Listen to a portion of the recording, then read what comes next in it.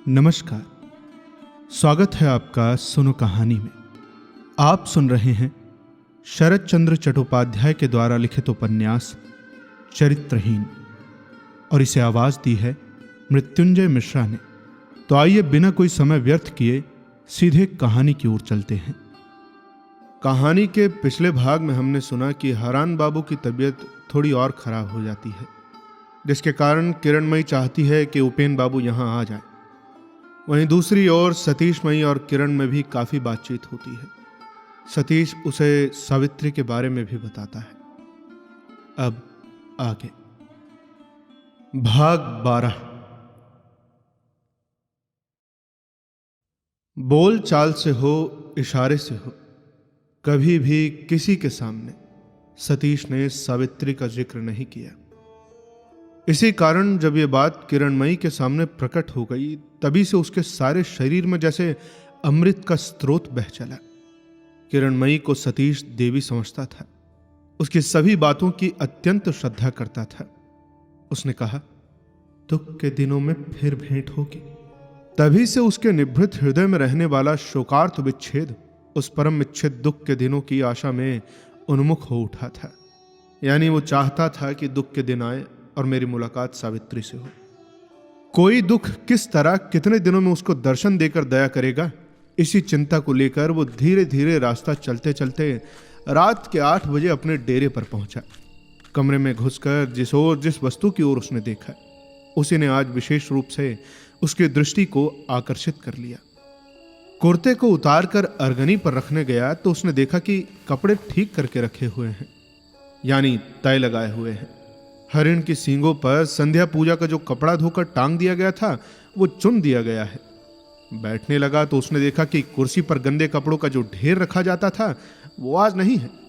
2 हफ्तों से धो भी नहीं आता, इसलिए गंदे कपड़ों का ढेर प्रतिदिन बढ़ने की चौकी पर धीरे धीरे जमा होता जा रहा था। बैठते समय सतीश उन सबको भूमि पर फेंक कर बैठता था। उठकर चले जाने पर बिहारी फिर यथास्थान उठाकर रख देता था। 7 दिनों से मालिक और नौकर का यही कार्य था। अब एकाएक वे सब गठरी बांधकर अर्गनी की ओट में हटा दिए गए हैं। बिछौने की चादर, तकिए का गिलाफ बहुत मैला हो गया था, आज वो धुला सफेद है। मसहरी सदा ही अशिष्ट ऊंट की तरह मुंह ऊपर को किए टंगी रहती थी, वो भी आज चारों कोनों में सीधे तौर से शिष्टता के साथ खड़ी हो गई। बत्ती के कोने में बराबर ही कालिख जमा रहती थी, आज उसकी कोई बला नहीं है, खूब साफ चल रही है। सभी तरफ ये सफाई, ये सजावट का लक्षण देखकर अत्यंत बूढ़े बिहारी के इस आकस्मिक रुचि परिवर्तन का कोई कारण ढूंढने पर भी उसे मिला नहीं। उसने पुकारा, बिहारी, बिहारी, अरे बिहारी। बिहारी आड़ में ही खड़ा था, सामने आकर बोला, जी आ गया।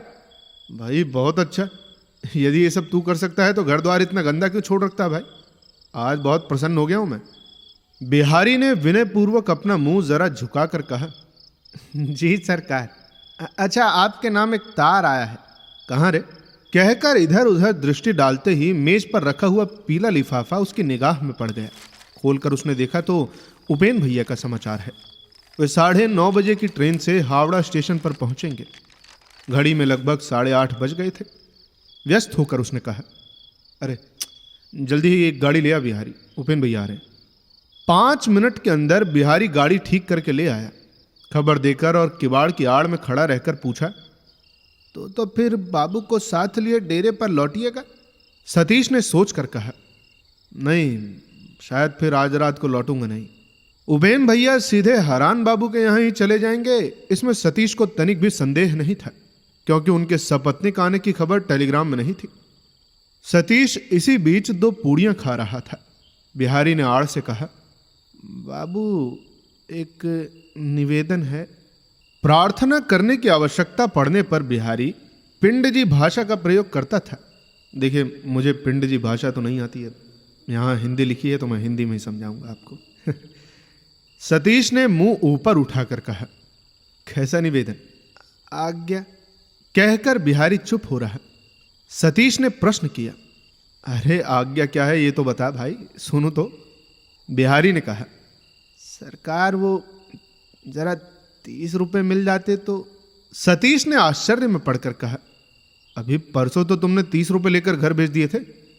बिहारी ने मृदु स्वर से कहा, सरकार इच्छा तो यही थी मेरी, लेकिन चक्रवर्ती महाराज के घर।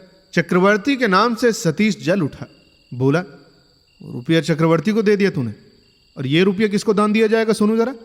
सरकार दान नहीं, आदमी बड़े ही दुख में पड़कर उधार मांग रहा है।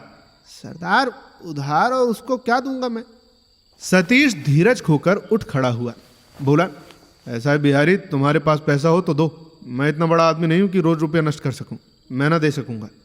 इस बार बिहारी जिद करके बोला, मैं देने से काम नहीं चल सकता बाबू, न हो तो मेरे वेतन से ही दे दीजिए। वेतन के नाम से सतीश चौंक उठा और बोला, वेतन का रुपया?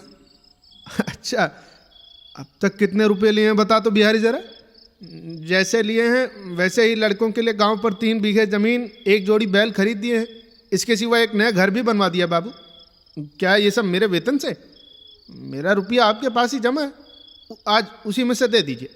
सतीश हंस पड़ा, बोला, लड़कों के लिए खरीद कर तुमने मेरा भारी उपकार किया है ना, आज मेरे पास रुपया नहीं है। ये कहकर चादर कंधे पर रखकर वो स्टेशन के लिए रवाना हो गया। बिहारी ने अपनी कोठरी में आकर कहा, बेटी संध्या पूजा करके अब जरा पानी पी लो, कल सवेरे जिस तरह भी मुझसे हो सकेगा मैं दूंगा। सावित्री कोठरी के फर्श पर आंचल बिछाकर सोई हुई थी। वो उठकर बैठ गई और पूछा, बाबू ने नहीं दिए? जानती तो हो बेटी, दूसरे के दुख का नाम लेकर जबकि मैंने मांगा है तो पाऊंगा ही।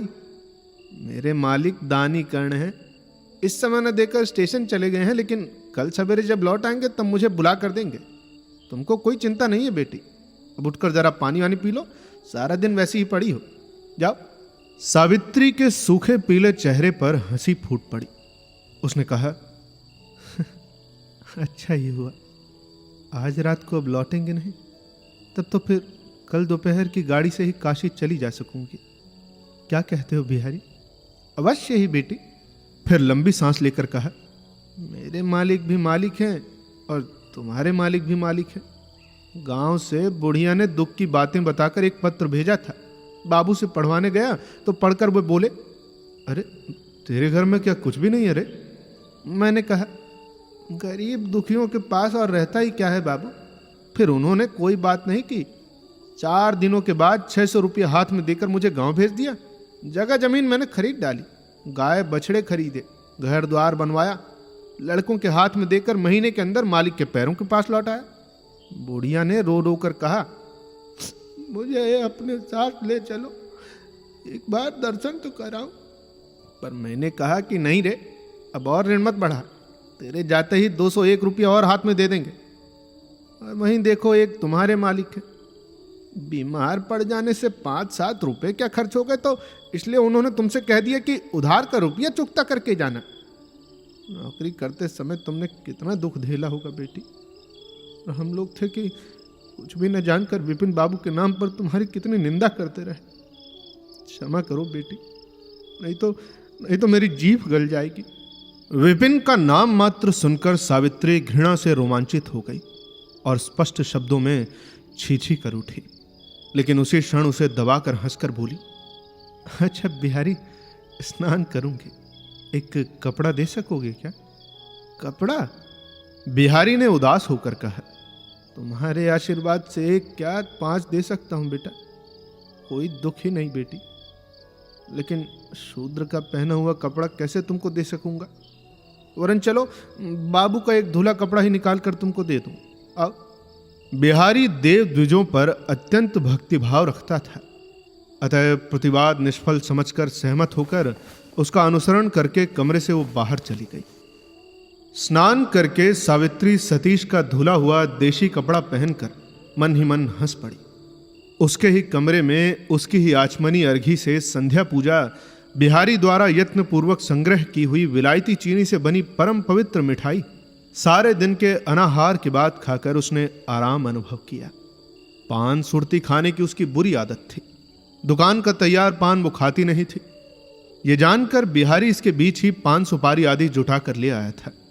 उनको एक तस्तरी में लाकर रखते ही सावित्री ने हंसकर कहा, बिहारी, देखती हूं मुझे जरा भी तुम भूले नहीं हो, क्यों? बिहारी ने उत्तर दिया, आखिर मैं भी तो मनुष्य ही हूं बेटी, तुमको तो एक बार देखने से पशु पक्षी भी नहीं भूल सकते। ये कहकर टेबल पर से बत्ती लाकर दरवाजे के सामने उसने रख दी और थाली उसके पास रखकर पान लगाने को कहकर रसोइये से सूखी खैनी मांग लाने के लिए रसोई घर की तरफ चला गया। मिट्टी के तेल के उज्जवल प्रकाश को सामने रखकर फर्श पर सावित्री पान लगाने बैठी। माथे पर कपड़ा नहीं, भीगी केश राशि समूची पीठ के ऊपर से नीचे फर्श पर बिखरी पड़ी थी। दो एक लटें आंचल की काली किनारी के साथ मिलकर कंधे से गोद पर झूल रही थी। नारी के रोग क्लिष्ट शीर्ण पीले चेहरे पर जो स्वाभाविक और गुप्त माधुर्य रहता है, वो कृषांगी के सद्य स्नात मुखमंडल पर शोभित हो रहा था। वो कुछ अन्य मनस्क और चिंता मग्न थे। सहसा दूर से जूते की आवाज निकट आने लगी, तो भी वो उसके कानों में न पहुंची। जब उसने अंततः सुनी तब उपेंद्र और सतीश बिल्कुल दरवाजे पर आ खड़े हुए और क्षण मात्र के अस्तर्क अवसर पर बंग रमणी के जन्म जन्मार्जित अंध संस्कार ने उसको लज्जा से अभिभूत कर दिया और दूसरे ही क्षण उसने दोनों हाथ बढ़ाकर अपने लाल चेहरे पर छाती तक लंबा घूंघट खींच लिया। सतीश हतबुद्धि की तरह बोल उठा, सावित्री तुम? सुरबाला अभी बत्ती के प्रकाश में बिहारी और दिवाकर के साथ ऊपर चढ़ रही थी। उपेंद्र ने घूमकर कहा, बस बस अब मत आओ सुरबाला, वहीं खड़ी रहो। सुरबाला ने आश्चर्य में पड़कर कहा, क्यों जी, क्या हुआ? उपेंद्र ने इस प्रश्न का उत्तर न देकर कहा, दिवाकर अपनी भाभी को गाड़ी पर वापस ले जा। सतीश मैं भी जाता हूं। यह कहकर वो धीरे धीरे चलती है। घटनाक्रम में आगे उपेंद्र की पद ध्वनि क्षीण से क्षीणंतर होकर सीढ़ियों पर लुप्त हो गई। थके हुए निराहार सपत्नीक यह अंधेरी रात तथापि जरा सा संदेह पैदा हो जाने से बिंदु मात्र प्रमाण के लिए वह ठहर न सके। सतीश के कमरे में बैठी हुई जिस युवती ने घोर लज्जा से भय से इस प्रकार मुंह ढक लिया था, उसके संबंध में एक प्रश्न तक भी करने की आवश्यकता उन्होंने नहीं समझी। घृणा के मारे वही जो विमुख हो गए, फिर मुंह घुमाकर उन्होंने देखा तक नहीं। लेकिन ये कैसी घटना हो गई? क्षण भर के बाद ही अवस्था पूर्ण रूप से समझकर सावित्री सिहर उठी। हजारों पुरुष की दृष्टि के सम्मुख भी अब उसको लज्जा करने का अधिकार न था, लेकिन अनजान में वो कैसी भूल कर बैठी। उसको ऐसा ज्ञात होने लगा मानो उसकी लज्जा के इस छोटे से अवगुंठन में पल भर में दिगंत विस्तृत होकर कुछ से लज्जा से उसे पदनक से लेकर सिर से बालों तक कस कर जकड़ लिया। इस थोड़ी सी लज्जा को बचाने में लज्जा का पहाड़ उसके माथे पर टूट पड़ेगा। क्षण भर पहले यह बात किसने सोची थी? सांस रुक जाने की नौबत आ जाने से जैसे मनुष्य जी जान से मुंह बाहर निकालने की चेष्टा करता है, सावित्री ठीक उसी प्रकार घूंघट जोर से हटाकर सीधी होकर बैठ गई। उसने प्रश्न किया, वे कौन है? सतीश अभिभूत की भांति द्वार के निकट खड़ा था। अभिभूत की ही भांति उसने उत्तर दिया, उपेन भैया और भाभी।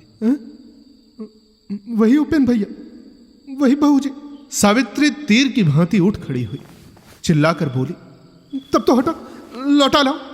छी छी, मैं तो कोई नहीं हूं, डेरे की एक साधारण दासी मात्र हूं, हटो जरा। उपेन कौन है सावित्री ये बात अच्छी तरह जानती थी। सतीश की बातों से अनेक बार उनका बहुत कुछ परिचय वो पा चुकी थी। इतनी देर में सतीश की नींद मानो टूट गई। इस चीख चिल्लाहट, इस घबराहट भरे भय के भाव ने उसकी समस्त विभलता को क्षण भर में दूर करके बिल्कुल ही जागरूक बना डाला। इस बार उसने सीधे खड़े होकर दोनों हाथ फैला दरवाजा रोक कर कहा, नहीं। सावित्री हाथ जोड़कर बोली, नहीं क्या जी, सत्यानाश मत करो सतीश बाबू, रास्ता छोड़ो, मेरा सच्चा परिचय उन लोगों को जान लेने दो। सतीश ने रास्ता नहीं छोड़ा, लेकिन उसके दृढ़ निबद्ध होठों पर सर्प जिह्वा की भांति दो भागों में विभक्त जहरीली हंसी की अति सूक्ष्म आभास ही दिखाई पड़ा, शायद दिखाई पड़ा। उसने कहा, ओह, तुम्हारा सत्यानाश? नहीं, इस संबंध में तुम निश्चिंत रहो। लेकिन तुम्हारा सच्चा परिचय क्या है, मैं स्वयं तो पहले सुन लूं। सावित्री एकाएक उत्तर न दे सकी, केवल ताकती रही। ऐसी ही निरुत्तर दृष्टि सतीश ने पहले भी देखी थी, लेकिन ये तो वो नहीं है। इस दृष्टि में इतने बड़े आघात से भी आज आग क्यों नहीं जल गई? ये कैसी आश्चर्य स्निग्ध करुण आंखें थी। ये क्या उसी सावित्री की है? पल भर बाद ही वो धीरे धीरे बोली, मेरा परिचय वही तो बता दिया, घर की दासी। दया कीजिए सतीश बाबू, मैं उन लोगों को लौटा लाऊं। इस अंधकार अनजान शहर में वो लोग राह घाट में घूमते फिरेंगे, ये क्या अच्छा होगा? सतीश ने तिल भर भी विचलित न होकर उत्तर दिया, उनको अपने भले बुरे को समझने का भार उनके ही ऊपर रहने दो, लेकिन राह घाट में घूमना भी बहुत अच्छा है। अब मैं किसी तरह भी भाभी को अब इस घर में पैर न धरने दूंगा। क्यों न धरने दोगे? मैंने इस घर में पैर रखा है इसलिए। सतीश बाबू, पृथ्वी माता क्या मेरे स्पर्श से अपवित्र हो जाती है? सतीश ने पल भर चुप रहकर प्रश्न किया, तुम इस घर में घुस क्यों आई? सावित्री मुंह ऊपर उठाकर देख न सकी। भूमि की ओर देखकर अश्रुपूरित स्वर में बोली, आप मेरे पुराने मालिक हैं, इसीलिए असमय में कुछ भीख मांगने आई थी। सतीश व्यंग की हंसी हंसकर बोला, असमय में भीख मांगने? लेकिन मालिक तो तुम्हारे एक नहीं है सावित्री। इतने दिनों में एक एक करके सभी मालिकों के घर में तो तुम घूम आई हो शायद। सतीश का निष्ठुरतम आघात उसके हृदय के भीतरी भाग के टुकड़े टुकड़े कर काटने लगा, लेकिन उसने फिर मुंह ऊपर नहीं उठाया, कोई बात भी नहीं कही। सतीश ने फिर कहा, विपिन बाबू ने तुमको क्यों निकाल बाहर फेंका? शायद उनका शौक मिट गया होगा। सावित्री उसी तरह चुप रही। एकाएक सतीश को बिहारी का निवेदन याद पड़ गया। उसने पूछा, क्या भीख मांगती हो? 30 रुपए ना? सावित्री ने सिर झुकाए ही उसे हिलाकर अपनी सहमति दी, मुंह से कुछ बोली नहीं। अच्छा कहकर सतीश दराज के पास जा खड़ा हुआ और पल भर में कमरे के चारों तरफ दृष्टि निक्षेप करके रुक गया। इस घर की नई सजावट ने कुछ क्षण पहले उसको इतना आनंद दिया था, अब वही मानो उसको काटने दौड़ी। पास ही वो जो शैया है वो भी तो इसी स्त्री की हाथ की रचना है। स्टेशन जाने के पहले इसी पर लेटकर पल भर के लिए वो विश्राम करने गया था। इसे याद करके उसका सर्वांग संकुचित हो गया। आंखें घुमाकर झटपट दराज खोलकर कई नोट निकालकर सावित्री के पैरों के पास फेंक कर बोला, जाओ लेकर विदा हो जाओ, फिर कभी मत आना, जाओ। सावित्री सिर्फ 3 नोट गिनकर उठ खड़ी हुई। इतनी देर तक सतीश चुपचाप देख रहा था। सावित्री के खड़े होते ही उसको कोई बात कहने के उद्यत होने पर भी उसका गला रुंध गया। एकाएक प्रबल चेष्टा से अपने आप को मुक्त करके उसने पुकारा, सावित्री, जो आपके कहानियों में मैं सुना करता था, फला मनुष्य फला को घृणा कर सकता है, पर मुझे कभी विश्वास नहीं हुआ। कभी सोचकर भी मैं समझ नहीं सका कि मनुष्य कैसे किसी को घृणा कर सकता है, वो भी एक मनुष्य को। पर आज देखता हूं कर सकता है। मनुष्य को घृणा कर सकता है सावित्री। मैं शपथ खाकर कहता हूं, मैं मृत्यु से बचने के लिए भी तुमको स्पर्श नहीं कर सकता। चली जाओ यहां से। सावित्री चुप रही। अच्छा सावित्री, संसार में तुम लोगों के लिए रुपए से बड़ी वस्तु और कुछ भी नहीं है ना? नहीं तो वे 3 नोट किसी तरह भी हाथ से ना उठा सकती तुम। आज मेरे पास जो कुछ भी है तुमको सभी दे दूंगा सावित्री। बस एक बात मुझे सचमुच बता कर जाओ। बताओगे ना? पूछिए। पूछ रहा हूं। पूछने से लज्जा मालूम होती है तो भी जान लेने की इच्छा होती है सावित्री। कभी किसी भी दिन क्या तुमने किसी को भी प्यार नहीं किया? सावित्री केवल पल भर मौन रहकर मृदु लेकिन सुस्पष्ट कंठ से बोली, मेरी बात जान लेने से आपको क्या मिलेगा? सतीश को इस बात का उत्तर खोजने पर भी नहीं मिला। सावित्री दरवाजे की ओर अग्रसर होकर बोली, संसार में बहुत सी बातें हैं जिन्हें आप नहीं जानते, फिर भी तो दिन बीत ही जाता है ना। ये बात न जानने से भी आपकी हानि न होगी, शायद नहीं होगी। कहकर सतीश ने लंबी सांस ली, लेकिन वो सावित्री के कानों तक पहुंच ही गई। वो ज्यों ही मुंह फेर कर खड़ी हुई, त्यों ही उसके रोग से पीले पड़े दुबले चेहरे पर सतीश की दृष्टि पड़ गई। चौंक कर उसने पूछा, तुम बीमार हो क्या सावित्री? सावित्री ने पल भर में आंखें झुकाकर कहा, नहीं, बहुत ही दुबली देख रहा हूं तुम्हें, कुछ भी नहीं है। सावित्री उत्तर न देकर दरवाजे के बाहर जा पहुंची। कमरे के भीतर से रूंधे कंठ से आवाज आई, सावित्री, तुमने क्या सचमुच क्या एक दिन के लिए भी मुझे प्यार नहीं किया? सावित्री वहीं चौखट पर टिक कर खड़ी हो गई। फिर उसने मुंह नहीं घुमाया। अंदर का सजल कंठ इस बार रुलाई से टूट गया। वो बोला, सावित्री, एक ही बार बताती जाओ, इतने दिनों तक क्या मैं नींद के नशे में इस दुख के बीच को ढोता रहा? मेरे भाग्य में क्या सभी भूल है, सभी मिथ्या है? ये असीम दुख भी क्या मेरे भाग्य में आदि से अंत तक केवल धोखाधड़ी है, केवल धोखाधड़ी? सावित्री क्षण भर सोचती रही, फिर खड़ी हो गई। बोली, बाबू, मैं विवश होकर ही बिहारी से रुपए उधार मांगने आई थी, मगर सच कहती हूं आपसे, ऐसे झंझट में पड़ जाऊंगी जानती तो मैं आती ही नहीं। सतीश अवाक हो रहा। यह कंठ स्वर शांत और मृदु था, लेकिन इसमें कोमलता का लेश मात्र भी नहीं था। क्षण भर पहले उसने ऐसे स्वर से उससे भीख नहीं मांगी थी। उसने फिर कहा, आपने शपथ करके कहा कि मुझे घृणा करते हैं। आपकी खुशी होगी तो प्यार भी कर सकते हैं, क्रोध होने से घृणा भी कर सकते हैं।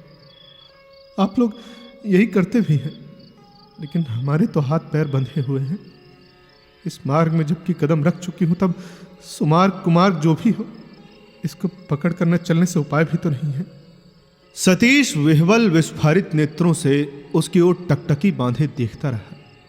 सावित्री इस दृश्य को सह नहीं सकी। दूसरी ओर मुंह घुमाकर वो जरा रुक गई। उसकी अपनी बात अपनी ही छाती में जैसे बाण मार रही थी। तथापि मरणाहत सैनिक की भांति अंतिम बार के लिए सतीश पर खड़क प्रहार किया। कहा, आपने पूछा था ना कि किसी दिन आपको मैंने प्यार किया था या नहीं? नहीं, मैंने आपको कभी प्यार नहीं किया। वो सब केवल मेरी छलना मात्र थी। मैं किसको प्यार करती हूं वो खबर तो आप जान गए ना। यह सुनकर सतीश को ऐसा ज्ञात हुआ मानो उसकी ग्रह प्रतिमा को नदी के जल में डुबाकर, रौंद पीस कर, घास फूस का पिंड सा बनाकर कोई उसी की आंखों पर फेंक रहा हो। उसने आंखें घुमाकर कहा, चली जाओ मेरे सामने से। सावित्री चौखट पर सिर टेक कर प्रणाम करके चुपचाप चली गई। सतीश ने उधर देखा तक नहीं, केवल अति मृदु एक पदचाप उसको सुनाई पड़ी। नीचे बिहारी के कमरे में टिमटिमाता हुआ चिराग जल रहा था। उसी कमरे में अधमूंदी आंखों से लुढ़कते लुढ़कते प्रवेश करके सावित्री ने दोनों हाथ बढ़ाकर मानो किसी एक वस्तु को पकड़ना चाहा और दूसरे ही क्षण पृथ्वी पर मुंह के बल मूर्छित होकर गिर पड़ी। बिहारी उपेंद्र आदि को ज्योतिष साहब के मकान की तरफ कुछ देर तक रास्ते में आगे तक पहुंचाकर 5 मिनट पहले लौट आया था और अंधेरे में छिपकर सावित्री की अंतिम बातें सुन रहा था। आज सारा दिन लगातार उसके साथ कितनी ही बातें की थी। निष्ठुर गृहस्थ के घर में काम करने जाकर उसे जितना कष्ट उठाना पड़ा था, बीमार हो जाने पर कितनी पीड़ा सहनी पड़ी थी। सुनते सुनते बिहारी रो पड़ा था। फिर भी अभी बाबू के सामने किस लिए सावित्री आदि से अंत तक झूठी बात कह गई, इसका कोई भी अर्थ बूढ़े की समझ में नहीं आया।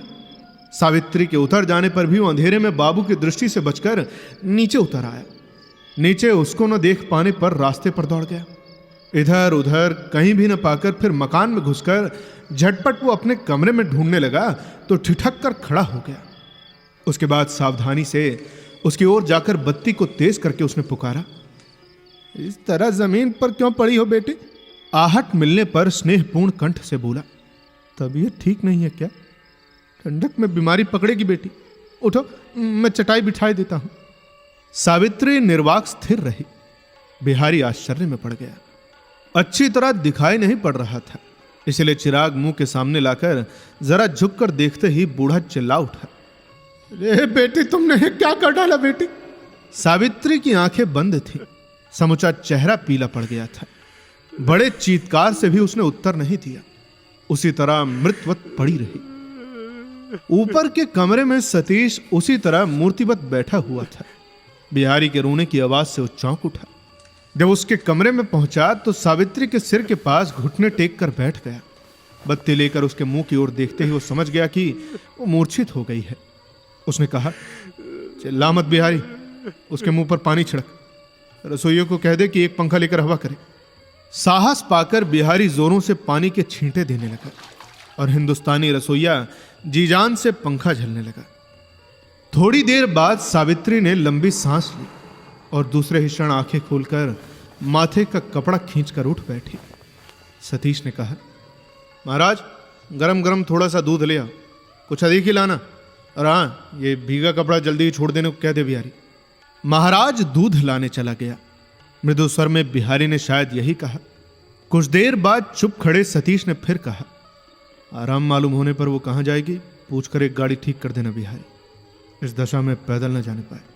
सावित्री का समूचा अंग कांप उठा, लेकिन क्षीण प्रकाश में किसी ने इसे लक्ष्य नहीं किया। वो अपने को संभाल कर निश्चल हो रही। सतीश और भी 1 मिनट स्थिर रहकर बोला, और यदि इसको आराम न मालूम हो तो फिर मेरे ही कमरे में सो रहने को कह देना, मैं किसी दूसरी जगह जाता हूं। सावित्री सिहर उठी, मानो वो किसी तरह भी अपने को संभाल रखने में असमर्थ हो गई। इसके बाद सतीश ने एक छोटी सी चाबी बिहारी के आगे फेंक कर कहा, और हाँ, देखना कि दराज की चाबी तेरे पास ही रहे, जितने रुपए की आवश्यकता हो जाते समय लेती जाए। रोगी शरीर के साथ सतीश की बातों ने विष और अमृत मिलाकर सावित्री के गले तक को फेनमय बना डाला। सतीश ने कहा, मैं पाथुरिया घाट जा रहा हूं बिहारी, कल लौटने में शायद कुछ दिन चढ़ जाएगा। फिर एक कदम आगे बढ़कर बोला, सावित्री, कोई संकोच मत करना, जो जरूरत पड़े ले जाना, मैं जा रहा हूं। सतीश चला गया। सावित्री फिर एक बार जमीन पर गिर पड़ी। छाती फाड़ डालने वाले कंठ से रोकर बोली, अजय, क्यों तुमने उस पापिष्ठा को इतना प्यार किया था? यही जो तुमने शपथ कर ली थी कि मुझे घृणा करते हो, यही क्या घृणा है? तुमको मेरा यह दुख देना, इतना झूठ बोलना, सभी तुम्हारे स्नेह की आग में जलकर क्या राख हो गया? कौन मुझे बता देगा कि क्या करने से तुम्हारी घृणा पाऊंगी, क्या करने से? बिहारी इस रुलाई का जरा भी अर्थ न समझ सका। निकट आकर सांत्वना के स्वर में बोला, अच्छा बेटी, बाबू के सामने इतनी झूठी बातें तुमने कही क्यों? जहां तुम गई नहीं, जो अपराध तुमने किया नहीं, किस लिए इन सबको अपने कंधे पर लेकर इतनी अपराधिनी बन गई? ओ बेटी, क्यों? सावित्री ने रोते रोते कहा, यारी, मेरी सभी बातें झूठी हैं, कहने पर छाती फट गई तो भी कहनी पड़ी है, लेकिन फिर मैं किसी काम तो नहीं है। बिहारी मूढ़ की तरह उसके मुंह की ओर निहारता हुआ बोला, झूठी बातें फिर किस काम में आती हैं बेटी? किसी काम नहीं।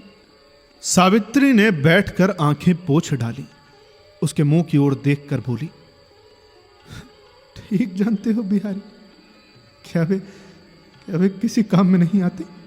बिहारी ने क्षण भर सोच कर कहा, आती तो है जरूर बेटी, अदालत में झूठी बातों से ही तो काम बन जाता है, वहां झूठी बातों का ही तो जय जयकार है बेटी। सावित्री ने फिर उत्तर नहीं दिया। बड़ी देर तक स्थिर भाव से बैठी रहकर बोली, क्यों मैंने इतनी झूठी बातें कही? हो सकता है एक दिन तुम समझ सकोगे, लेकिन उस बात को छोड़ो बिहार, मेरी 2 बातें मानोगे? मानूंगा तो अवश्य ही बेटी। क्या बात है? एक बात तो यह है कि मेरे चले जाने पर किसी दिन भी बाबू को मत बताना कि मैंने आदि से अंत तक झूठी बातें कही थी, समझे? बिहारी चुप हो रहा। सावित्री ने कहा, और भी एक बात है, मैं अपना पता ठिकाना तुमको लिख भेजूंगी। यदि कभी समझो कि मेरा आना जाना आवश्यक है तो मुझे लिख देना। तुमको बताने में लज्जा नहीं है बिहारी। मेरे सिवा उनको और कोई नियंत्रण में न रख सकेगा, और फिर विपत्ति के दिनों में उनकी कोई मुझसे अधिक सेवा भी न कर सकेगा। बिहारी रोने लगा, आंखें पोंछ कर बोला, मैं सब जानता हूं बेटी। सावित्री उठ खड़ी हुई, बोली, तो फिर मैं जाती हूं, उनको तुम्हारे हाथों में सौंप कर जा रही हूं। देखो बिहारी, मेरी ये 2 बातें मान लेना। भगवान करे तुम लोग सुखी रहो, मुझे अपना काला मुंह लेकर फिर तुम लोगों के सामने ना आना पड़े कभी। ये कहकर सावित्री आंखें पोंछकर आगे बढ़ गई। सड़क पर आकर गाड़ी किराए पर ठीक करके सावित्री को चढ़ाकर बिहारी ने पृथ्वी पर माथा टेक कर प्रणाम किया। आंखें पोंछकर गला साफ करके बोला, बेटी मेरी भी एक प्रार्थना है। आज जैसे लड़के की तरह अपना समझकर तुमने प्यार किया था, आवश्यकता पड़ने पर फिर याद करना। अवश्य करूंगी। गाड़ी चली गई। बिहारी फिर एक बार रास्ते पर माथा टेककर प्रणाम करके धोती से आंखें पोंछकर डेरे पर लौट आया। अब कहानी में आगे क्या होता है, ये जानने के लिए आपको इंतजार करना पड़ेगा अगले भाग का। और यदि आप इंतजार नहीं करना चाहते हैं तो ज्वाइन करिए हमारे मेंबरशिप प्लान को। जल्द ही मिलते हैं आपसे अगले भाग के साथ। तब तक सुनते रहिए सुनो कहानी की अन्य कहानियां। धन्यवाद।